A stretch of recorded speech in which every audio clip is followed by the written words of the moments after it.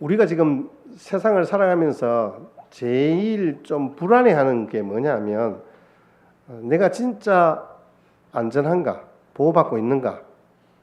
오늘도 제가 여러분들에게 행복하십니까 물으면서 행복의 이유가 내 아버지가 하나님인 게 내가 진짜 믿어지는가, 이런 거죠.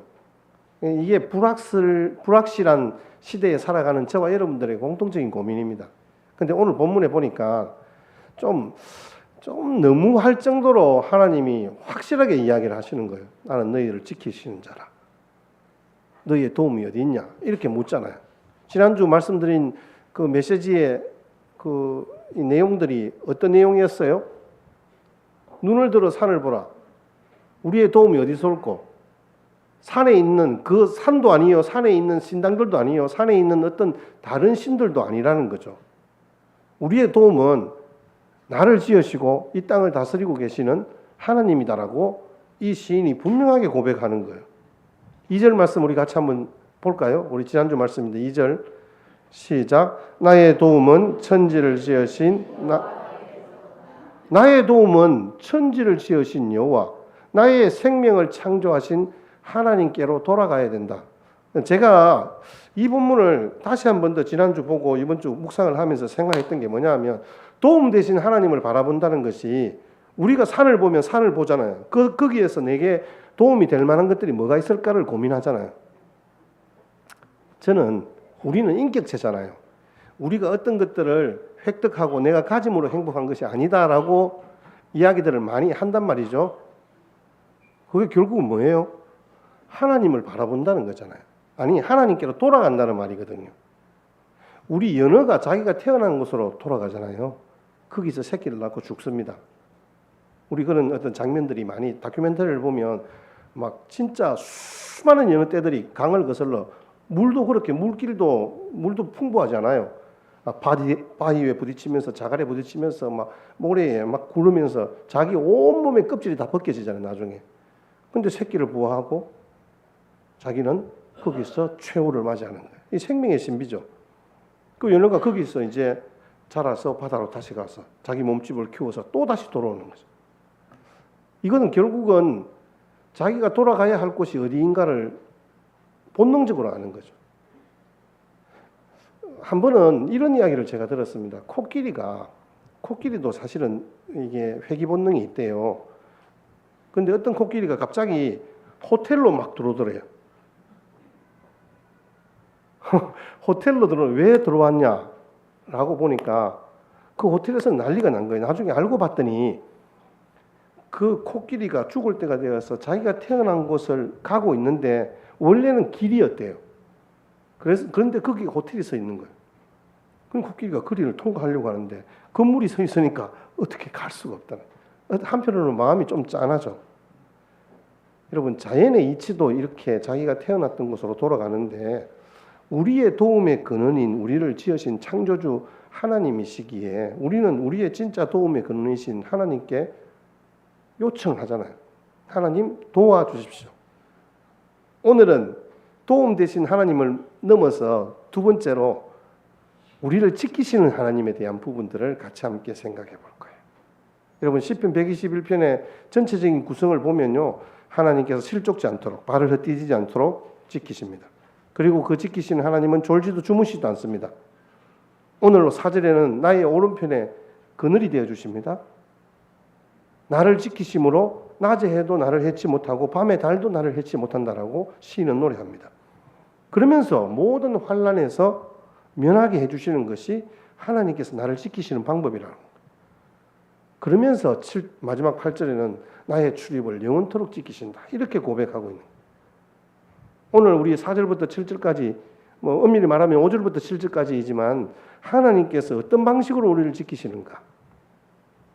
지키신다는 단어가 몇 번 나온다 말씀드렸습니까? 지난주에 6번. 6번이나 우리를 지키신다라고 그렇게 이 시인이 고백하는데, 오늘은 어떤 방식으로 우리를 지키느냐? 첫 번째, 오른편에 그늘이 되어 지키신다. 오른편에 그늘처럼 우리를 지키신다. 오늘 5절, 6절 말씀입니다. 5절만 같이 한번 보겠습니다. 시작. 여호와는 너를 지키시는 이시라. 여호와께서 내 오른쪽에서 내 그늘이 되시나니. 여러분, 그늘이 무슨 의미죠? 어떤 의미일까요? 여기에서 말하는 그늘. 제가 인터넷에 찾아보니까 이렇더라고요. 그늘은 누군가의 편안함을 주는 공간으로 자신의 희생을 통해 다른 사람의 슬픔을 들어주겠다는 깊은 의미가 담긴 단어이다. 이렇게 소개합니다. 태양빛을, 햇빛을 가려주는 그늘의 의미가 조금 더 확장해서 우리의 삶에 적용을 하면 자기 희생을 통해서 남을 보호한다는 의미가 있는 거예요. 오늘 하나님께서는 여호와께서 너의 그늘이 되신다라는 구절이죠. 하나님이 막아주신다는 거거든요. 방패되어 주신다는 말씀이거든요. 실제로 고대 근동에서 팔레스틴 지방에는 사막이잖아요. 태양빛이 내려쬐면요 너무너무 힘들대요. 사막을 여행하는 여행자들이 그 햇빛을 피할 수만 있다면 충분히 생존이 가능하대요. 근데 그걸 피할 그늘이 없는 거예요. 우리가 생각하는 그늘은 사실은 우리는 어디 가나 다 그늘이 있잖아요. 뭐 심지어 나무 밑 그늘이 아니더라도 우리 예배당 이 건물이 있으면 그 밑에 그늘이 있단 말이에요. 피할 수 있는 공간들이 있는데 이 여행자들은, 그 사막의 여행자들은 피할 수가 없는 거예요. 하나님께서 우리의 그늘 되어 주시면 우리의 모든 삶에 지치고 고단한 그 삶 가운데서도 우리가 충분히 회복하고 휴식을 누리고 살아갈 수 있는데 그러한 그늘이 없는 거예요. 이 그늘이 어떤 의미일까 제가 생각해 보면서, 그늘 되셔서 보호한다, 이 개념은 제가 한 장면을 봤는데, 밀착 경호 아시죠? 대통령 경호 하시는 분들, 특별히 요즘 들어서 김정은 그 경호가 굉장히 좀 빡시졌대요. 막 옛날에는 조금은 좀 이렇게 사람들의 접근이 허용되기도 했는데 요즘은 워낙 좀 시대가 시대인지라 굉장히 경호가 이게 엄해졌답니다. 남북 정상회담을 하는데 양쪽 경호 책임자가 양쪽 정상 뒤에서 딱 경호를 보잖아요. 근데 다른 사람들은 국기에 대한 경례를 딱 하면 전부 다 손을 올리는데 이 사람들은 손도 올리지 않을 뿐더러 손은 항상 이렇게 배꼽 근처에 살짝 가 있는 거예요. 배꼽 근처에 가 있고 눈은 국기를 주목하는 것이 아니라 대통령을 주목하는 거예요. 그리고 대통령에게 누가 눈길을 주는지를 주목하는 거예요. 자기의 목적은 지금 예의를 차리는 게 목적이 아니라 대통령을 경호하는 데 목적이 있는 거예요. 그리고 이 경호원들은 항상 이 옷깃을 이렇게 풀어놓아요. 왜일까요? 한번 보세요. 예, 총을 차고 있는 거예요. 언제든지 그 자리에서 즉각적으로 총을 꺼내서 보호하려고 하는 거죠. 이게 아마 내 오른쪽에서 내 그늘이 되신다, 이 표현이 결국 하나님께서 우리를 경호하시는 것은 아닙니다만은 보호라는 말을 써야 하지만 그 정도로 하나님을 우리를 밀착해서 보호하신다라는 의미가 담긴 단어입니다. 여러분, 이런 비슷한 구절들이 꽤 많습니다. 시편 25편 4절 말씀에 주께서 고난당하는 자의 피난처가 되시며 폭풍에서의 그늘이 되신다라고 말씀하고 있습니다. 하나님이 우리를 어떤 상황에서도 보호하신다는 것을 다시 한 번 더 강조합니다. 여러분, 우리 지난주까지도 더웠잖아요. 여름이 이제 9월까지 연장이 되어버렸어요. 지난 여름 너무너무 더웠어요. 근데 그런 더위가 팔레스틴 사막 지방에서는 계속되는 거예요. 1년 내내. 뭐 우기, 건기가 있긴 하지만 어쨌든 거기에는요 진짜 그늘 없으면 안 되는 곳이에요. 그래서 그 그늘 되시는 하나님께서 낮에 해가 상치 못하도록 하고 밤에 달이 해치 못하도록 하시는 거예요. 낮에 해가 상치 못한다는 것은 햇빛 때문에 더위가, 그 얼마나 더운지 더위가 총알처럼 다가오는 거예요. 밤의 추위는요, 그 추위의 총알이 나를 쏘는 것 같대요. 이건 실제로 성지순례를 해본 목사님들이 하시는 공통적인 말씀이에요. 거기에 보면 이스라엘의 그 여름은 낮과 밤의 기온차가 매우 심하다. 낮에는 덥고 밤에는 춥다. 우리가 시내산을 올라서 일출을 보기 위해서 카타리나 수도원 뜰에서 출발 시간을 기다리고 있었는데 야외에서 그 몇 시간 동안 기다림은 추위와의 싸움이었다. 시간이 갈수록 추위가 몸속까지 들어왔다. 밤새 내리는 이슬이 겉옷을 적셨는데 낮에 해가 더위를 쏘는 총과 같다면 밤의 달은 추위를 쏘는 총과 같았다. 이분들이 성지순례 후기를 남겼는데 이렇게 남겼어요. 우리 인생도 살다 보면 추위가 엄습해 올 때가 있지 않습니까? 정말 몸이 시릴 정도의 고통을 당할 때가 있습니다. 어떻게 견딜 수가 없어요. 우리 몸에 추위가 오면 아무리 옷을 껴입고 이불을 뒤집어 써도 그 추위가 사라지지 않잖아요. 인생의 고통의 추위도 마찬가지예요. 추위의 고통이. 우리가 참 진짜 마음이 불안하고 두렵고 어려우면요, 다른 사람들이 아무리 나에게 위로의 말을 해줘도 그것이 위로가 되지 않습니다. 그런데 우리를 밀착 경호하시는 하나님은요, 주님의 그 십자가 사랑으로 우리의 추위를 녹여주시는 줄 믿습니다. 로마서 8장 31절 말씀, 우리 같이 함께 하나님의 약속의 말씀인데 함께 믿음으로 고백하십시다. 시작. 그런즉 이 일에 대하여 우리가 무슨 말하리요? 우리를 위하시면 우리가 누구를 대적하리요? 아멘. 이 말씀은 하나님이 우리의 모든 대적들을 친히 물리치시고 우리를 지켜주신다라는 말씀입니다. 하나님께서 오늘도 우리의 삶 가운데 하나님의 그 은혜의 역사가 저와 여러분들의 삶의 걸음에 친히 개입하시고 간섭하셔서 우리를 지켜주시는 줄 믿습니다. 자, 그렇다면 하나님이 그늘이 되어서 지키시면 어떤 일들이 일어나겠습니까? 오늘 말씀에 보니까 하나님이 우리를 지키시면 내 오른쪽에서 그늘이 되어주시고 6절 말씀 같이 한번 보겠습니다. 6절 시작. 낮의 해가 너를 상하게 하지 아니하 밤의 달도 너를 해치지 아니하. 하나님이 오른쪽에 그늘이 되어서 우리를 지키는데 낮의 해 밤의 달 우리를 해치지 못하게 하신다. 우리를 온전하게 지키신다는 거예요. 우리를 온전하게 지키신다. 하나님을 경외하는 그의 자녀들을, 저와 여러분들을 하나님께서 오른쪽에 그늘이 되어서 우리를 도우시고 인도하신다. 그리고 우리의 낮의 해와 밤의 달도 우리를 상치 못하도록 하나님께서 지켜주신다는 말씀이에요. 이 오른쪽이란 말은 강한 손이라는 의미가 있잖아요. 시편 16편 8절 말씀에도 그렇게 시인은 고백합니다. 내가 여호와를 항상 내 앞에 모심이여 그가 나의 오른쪽에 계심으로 내가 흔들리지 아니한다. 든든하단 말입니다. 다른 어떤 것들이 내 앞에 다가와도 주님이 내 오른편에 서서 나를 붙잡고 계시기 때문에 나는 흔들리지 않는 거예요. 주님의 그 인도하심과 지키심과 보호하심과 동행하심이 내 오른편에 있다는 말씀입니다. 여러분, 그렇습니다. 우리가 때로 육신적으로 암이라는 질병에 걸리기도 하고 사고를 당하기도 하고 또 상상하기조차 힘든 어려운 일들이 우리 앞에 닥치기도 합니다. 여러분들이 그런 것들을 많이 보지 않습니까? 우리의 가족 중에도 그런 어려움들이 일어났었고 주변의 우리 성도들에게도 그런 여러 가지 어려운 상황들이 발생합니다. 자, 그렇다면 이런 것들을 보면서 우리가 그러면 나도 그럴 수 있는데 라는 생각들 때문에 과도하게 막 걱정하고 조심합니다.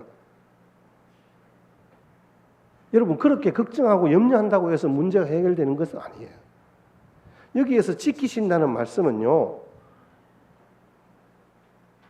지키신다는 말씀은 오늘 우리 말씀의 7절에 한번 보세요. 7절 같이 한번 띄워 보실래요? 모든 것을 너를 지켜 모든 환난을 면하게 하시며 이렇게 나오잖아요. 그런 일들이 우리에게 일어나지 않게 하시며라가 아니라 우리를 지키신다는 개념 가운데 하나님께서 우리 이 환난을 뛰어넘게 하시는 거예요. 이 면하게 한다는 말이 그 모든 환난에서 지키시며 보호하신다는 말씀이에요. 우리가 한글 우리 언어처럼 진짜 면제한다. 우리 예수 믿으면 모든 것에서 다 질병도 안 걸리고 다 건강하고 다 부자가 된다. 이런 약속의 말씀이 아니에요. 환난에서 면제되는 인생은 아무도 없습니다. 그렇지만 하나님은 우리의 어떤 환난이나 고통 속에 있을지라도 우리를 지키시고 보호하신다는 말씀이에요. 그래서 다윗은 아무런 환난을 겪지 않았던 것이 아니라 부모와 자녀의 관계, 형제 관계, 죽음과 신하의 관계, 부부 관계, 솔직히 환난을 겪지 않은 것이 없습니다. 이건 저와 여러분들도 마찬가지죠. 근데 다윗은 너무나 극명하게 겪었잖아요. 아들이 배신하고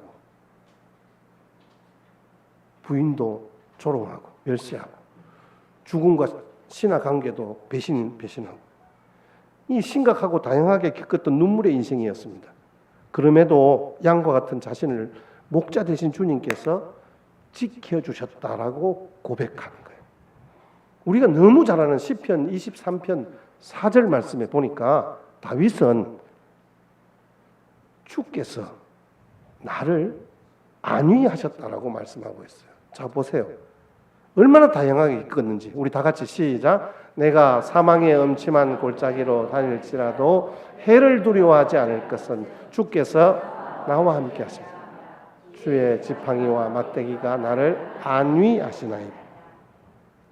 환난을 겪지 않은 것이 아니라 환난에서 면제된 것이 아니라 그 환난 가운데서도 하나님이 지키시고 참 평안과 기쁨을 누리게 하시는 안위, 영어로 컴포트입니다.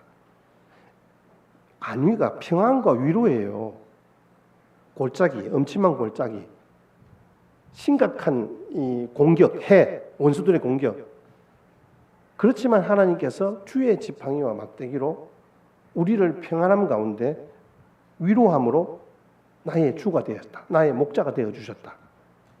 저는 이 말씀을 보면서 오늘의 설교 제목을 정했어요. 사실은 이제 숨 쉴 것 같다. 지난주에는 어떤 분을 만났는데 이제 숨 쉴만 하죠. 이렇게 하는 거예요. 인사를 그렇게 하시더라고요. 그렇구나. 하나님께서 우리를 안위하신다면 우리가 이 땅 가운데서 참 답답하고 꼭 숨막혀 죽을 것 같은 위기 속에서도 정말 숨 쉴 만한 그런 안위하심을 허락하시는구나. 이게 은혜이자 이게 우리 인생 가운데 행복으로 우리를 인도하는 하나님의 은혜구나 라는 것을 제가 깨닫게 되었습니다. 여러분 그렇습니다. 하나님이 보호해 주셔도요 우리가 병에 걸리고 환난을 당할 때가 있습니다. 그런데 여기에서 지켜주신다는 그 의미가 조금 더 확장돼서 이야기하면요, 오늘 우리 7절 하반절 말씀 7절 한번 보십시다. 7절 또 내 영혼을 지키시리로다. 환난을 면하게 하시고 영혼을 지키시는 장면까지 이어지는 거예요. 우리 주변에 어려움을 당하는 동역자 목사님들이 참 많아요. 막 교통사고로 어려움을 당하는 경우도 있고 가족들이 사실은 좀 그런 많은 어려움을 당하는 경우들이 있는데 솔직한 인간적인 마음에 쉽게 수긍하거나 납득이 되지 않습니다. 목사인 저도 그런 심각한 어려움을 당하잖아요. 그럼 여러분들한테 하나님이 우리를 이렇게 지키십니다라고 제가 어떻게 감히 여러분들에게 이야기할 수 있겠습니까? 목사님 뻥치지 마세요라고 이야기할 수도 있잖아요. 근데 제가 여러분들에게 자신 있게 말할 수 있는 것은요, 하나님께서 이렇게 우리를 지키셨다라고 저는 간증할 수 있는 거예요. 그리고 지금도 우리를 보호하시고 우리의 진짜 도움은 하나님이시다라고 제가 여러분들에게 오늘 말씀을 통해서 강력하게 권면해 드리는 거예요.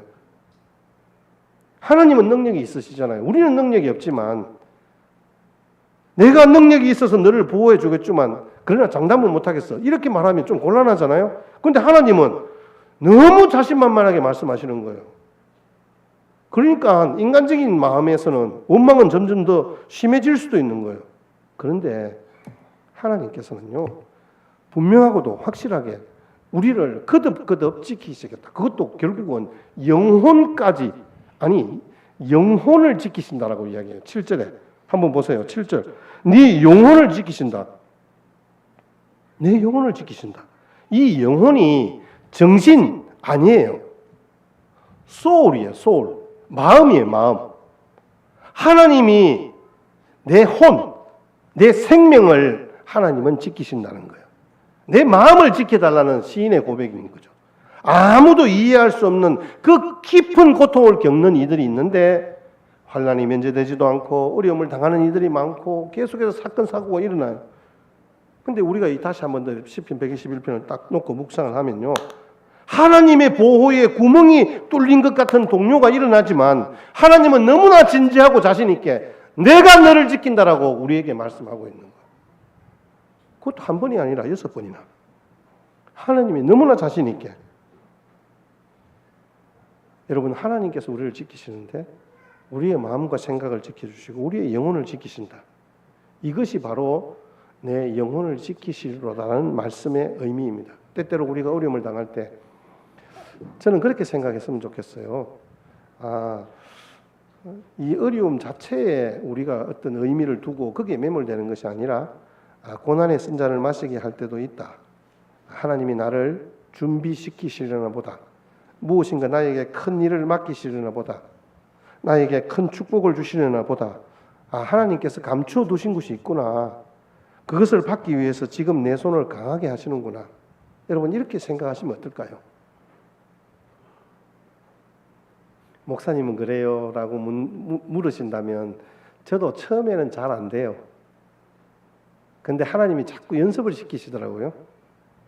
연습을 시키시고 내 삶 가운데 그러한 일들이 실제로 그렇게 고백되어지는 하나님의 약속의 말씀들을 주시면서 내 입술로 고백하게 하고 찬양하게 하고 기도하게 하시는 거예요.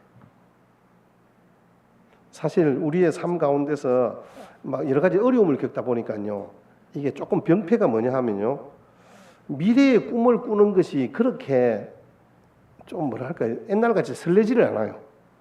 그 왜일까? 가만히 생각해 보니까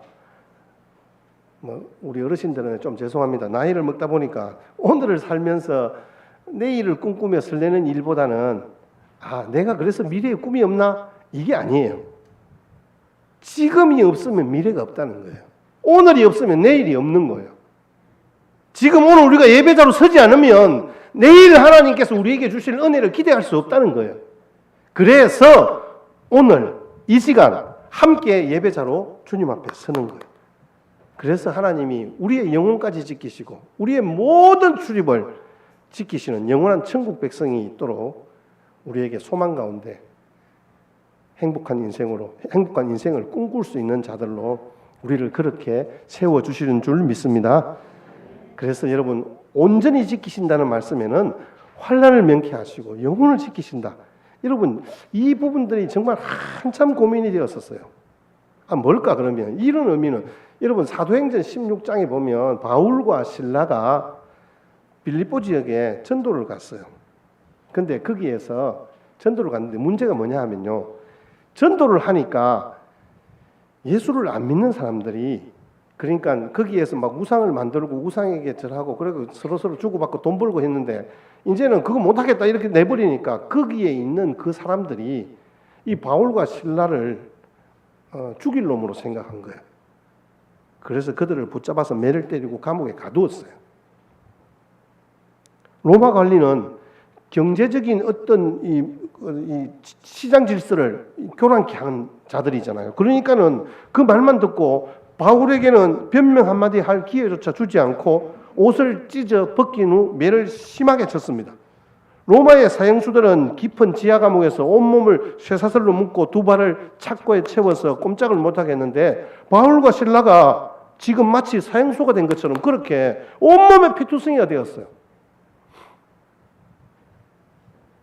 두 발에 착고 아무 짓도 안 했어요. 사실은 복음을 전한 것뿐이에요. 스스로 변화가 되었어요. 그런데 그런 고소고발이 들어오게 되니까 이 두 사람이 그렇게 매를 맞고 아무 소망도 없는 그 지하 감옥에 갇히게 된 거죠. 가장 깊은 절망의 현장에서 그들은 오히려 원망한 것이 아니라 얼굴을 찡그린 것이 아니라 감사와 찬양으로 하나님 앞에 영광을 돌리는 거예요. 어떤 일이 일어났습니까? 옥터가 흔들리고 착고가 풀어지고 문이 열린 거예요. 하나님께서 그들의 영혼을 지켜주신 거예요. 그 마음이 절망한 거나 그래서 그들이 낙심하여서 이제는 복음을 전해도 아무 소용이 없다. 내가 나쁜 짓을 하지도 않았는데 왜 나에게 이런 힘든 일들과 고통이 닥치는가? 나는 죽을 수도 있는데 라고 절망하지 않았습니다. 지금 현재 자기가 무엇을 해야 하는가에 대한 것에 집중했습니다. 그들이 할 수 있는 일은 복음을 듣는 이가 없으니까 하나님께 감사와 찬양을 드리는 것이죠. 그런데 옥트가 흔들리고 자기들의 발에 차여있던 착고가 풀어지고 감옥문이 열리니까 그걸 지키던 간수장이 보니까 이 기가 막히거든요. 도망간 줄 알았단 말이에요. 죄수들이 도망간 줄 알았단 말이에요. 그런데 아니라는 거잖아요. 우리 여기 있다. 아니야. 우리 여기 있어. 자기가 자결을 하려고 했어요. 왜냐하면 죄수를 놓치면 자기 본분을 다하지 못했기 때문에, 책임을 다하지 못했기 때문에 자기는 그 책임을 져야 되는 거예요. 그 절망의 상황에서 감사와 기쁨의 노래를 부르는 바울과 실라의 그 놀라운 심정이 뭐겠어요? 영혼을 지키시는 하나님. 그 어떤 상황에서도 그 절망을 뛰어넘는 모든 환난을 면하게 해주신다는 그 약속의 말씀이 그 현장에 실제가 된 거예요. 그 믿음으로 그들의 모든 고통과 시련들이 이제는 그 문제가 자기에게 닥치는 그 육체적인 고통과 질병이 문제가 아닌 거죠. 아, 예수님을 믿는 것이 얼마나 복된 것인지 다른 사람들에게 온몸으로 증거하잖아요. 내 영혼을 지키시리로다.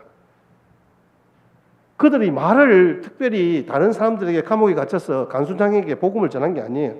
그들의 얼굴 표정과 눈빛으로 이미 그만의 언어로, 그들의 언어로 세상 사람들에게 은혜와 기쁨을 증거하는 자가 되었다는 말씀입니다. 여러분, 그 얼굴에서 절망과 좌절의 그림자를 벗고 감사와 기쁨의 표정을 저와 여러분들도 회복하신다면 오늘날 이 시대에 정말 중요한 것, 나의 마음과 영혼을 지키시는 하나님, 그 하나님이 지금 나와 함께 하시느냐에 달려 있습니다. 여러분, 내 마음을 지키시는 그 하나님을 믿음으로 하나님의 보호하심을 의지하심으로 능히 승리하시기를 주의 이름으로 축복합니다. 그럼 우리는 어떻게 해야 될까요? 우리를 보호하시는 하나님께, 그 하나님 믿고 우리 주님 품에 그냥 계산하지 말고 주님 품에 그냥 우리 아이들 같이 꼭 안기면 좋겠어요. 사실 우리 토요일이나 주일 아침이 되면 제가 우리 설렘이 별로 없다 했잖아요. 나이가 들면 뭐 내일이 기대하는 마음도 없어요.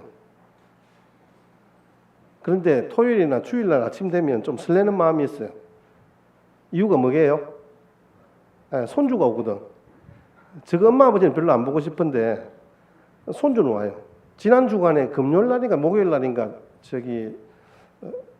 은비하고 은비 신랑이 왔는데 하나도 안 반갑더라고요. 왜냐하면요, 사이가 뭐 강의하러 부산에 간다고 집에 잠깐 들른 거예요. 애는 안 데리고 오고. 그러니까 제가 뭐 집에 갈 마음도 없고 볼 마음도 별로 없어요. 근데 굳이 오라고 하더라고요. 밥 같이 먹자고. 근데 아이를 보니까 아이는 좀 설레는 마음이 있는 거예요. 보면 할타 할미 하면서 와서 이렇게 콱 앉는 거예요. 그 의미가 뭘까? 할아버지 할머니가 내가 옆에 있으면 자기를 지켜줄 걸 아는 거예요. 지난번에도 말씀드렸잖아요. 소파 위에 올라가 뛰다가 그냥 무작정 그냥 땅바닥으로 그냥 뛰어요. 거기에 뭐가 있을지도 모르는데, 그런데 보호해 주실 것을 알기 때문에, 자기를 지켜줄 것을 알기 때문에 그 어린애도 그렇다는 거예요. 시편 기자가 91편 1절 말씀에 보면 같이 한번 보겠습니다. 시편 91편 1절 시작. 지존자의 은밀한 곳에 거주하며 전능자의 그늘 아래 사는. 오늘 그늘의 의미를 살려서 이 시편 91편이 그렇게 노래하고 있는 거예요. 우리가 어떻게 해야 음지의 함정에 빠지지 않고 지존자의 그늘 아래 머물 수 있을까요? 어떻게 해야 사단의 그늘 아래 신음하지 않고 지존자의 그늘 아래 영생을 향유할 수 있을까요?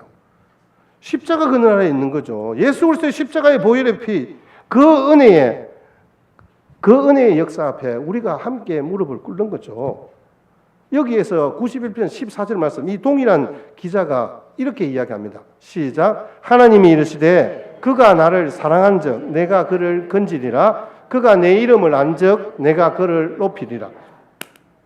여기에 우리 뒤에 건 다 빼놓고 여기 그가 나를 사랑한다 이러잖아요. 이 사랑한다는 단어가 히브리어로 찰싹 달라붙다는 의미예요. 조금 전에도 제가 말씀드린 것처럼 갓난아이가 엄마 품에 안길 때 찰싹 달라붙잖아요. 정말 꼭 안잖아요.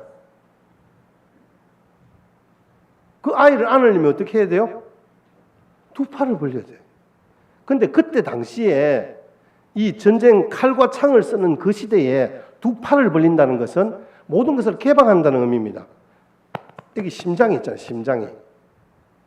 칼과 창으로 적이 공격하면 나는 무방비 상태가 되는 거예요. 그냥 무방비 상태로 두 팔을 벌려 그를 안는 거예요. 두 팔을 벌려서 상대를 안아준다? 나의 모든 것, 목숨까지도 당신에게 드린다라는 의미입니다. 우리가, 하나님의 자녀된 우리가 그 하나님의 사랑 앞에 동일하게 반응하면서 두 팔을 벌려 그 주님 앞에 나아갈 때 나의 심장을 무방비 상태로 노출시키신 그 하나님의 십자가 사랑이 동일하게 우리에게 부어진 바 된다는 말씀이에요. 그런 심정으로 하나님이 우리를 두 팔 벌려 안아주시는데 하나님의 자녀들이라고 하는 우리들은 엉덩이 쭉 빼고 한 다리는 세상에 걸친 채 세속적인 탐욕으로 가득한 마음으로 안겨 있다면 이게 결국은 지존자의 그늘 아래 거하심이 아니잖아요. 하나님의 사랑에 합당치 않다고요. 사랑하는 성도 여러분, 우리가 신앙의 길을 잘 걸을 수 있으면 하나님이 지켜주심의 결과이지 내가 뭔가 역사들을 이루어낼 수 있는 건덕지가 있어서가 아니라는 사실입니다. 우리가 인생을 출발할 때부터 영원한 하나님 나라에 들어갈 때까지 하나님께서 지켜주심으로 가능하다는 사실입니다. 여러분 졸지도 주무시지도 않으시는 하나님의 지켜주심을 경험하는 복된 한 주간이 되시기를 바라고 우리 서두에 말씀드린 것처럼 우리 정말 하나님의 자녀다운 삶으로 한 주간을 보냈으면 좋겠습니다. 주님은 우리의 오른편에서 그늘이 되어 주셔서 햇빛과 달빛을 막아주시고 보호 그늘을 만들어 주십니다. 어머니 같은 사랑으로 우리를 지키시며 아버지 같은 든든함으로 우리를 도우시는 분입니다.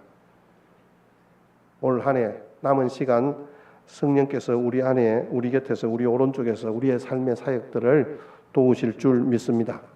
여러분 실수할 수 있습니다. 실패할 수 있습니다. 그런데 두려워하지 마십시오. 왜 그렇습니까? 환난을 면하게 하시고 영혼까지 지켜주신다 했잖아요. 그 의미는 그 어려움과 힘든 상황들이 내 가운데 있다 할지라도 그것을 능히 뛰어넘는 하나님의 은혜를 경험케 하심으로 말미암아 굴곡지고 험난한 시간들이 오히려 간증의 시간들이 되고 주님 때문에 우리의 생명은 안전합니다. 우리의 방패가 되셔서 모든 원수들을 막아주시는 주님의 그 도우심을 더욱 의지하시고 우리들의 남은 인생길 여러분 가정마다 하나님이 허락하신 이 기쁨, 이 활력, 이 소망이 담기게 되시기를 주님의 이름으로 축복합니다. 오늘도 여전히 하나님께만 영광 돌리며 하나님이 주시는 그 안위하심으로 행복함을 누리시는 남은 인생길 되시기를 주님의 이름으로 축원합니다.